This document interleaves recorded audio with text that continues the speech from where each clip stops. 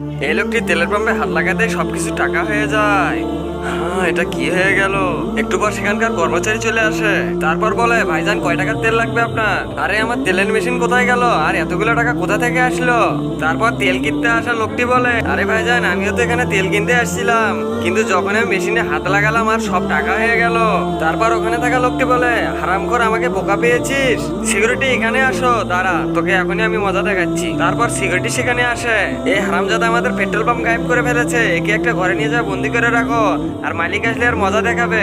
তারপর কি হলো এটি দেখার আগে দুটি ছবির মধ্যে আল্লাহকে ভালোবেসে থাকলে ভিডিওটি লাইক দিয়ে চ্যানেলটি সাবস্ক্রাইব করে দিন। আর যদি শয়তানকে ভালোবেসে থাকেন তাহলে কোনো কিছু করার দরকার নেই। চল হারামজাদা, তোকে আজকে সাইজ করব।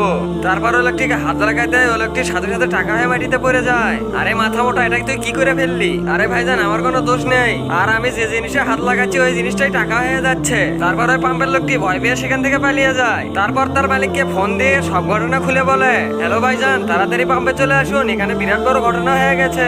আর এই লোকটির টাকার আসল রহস্য হলো এখানে। লোকটি সকালবেলা এটা যাওয়ার সময় একটি ফকিরকে খাবার দেয়। আরে ফকির বাবা, এই নেন খাবার, মনে হচ্ছে আমার থেকে বেশি আপনাকে খিদে লেগেছে।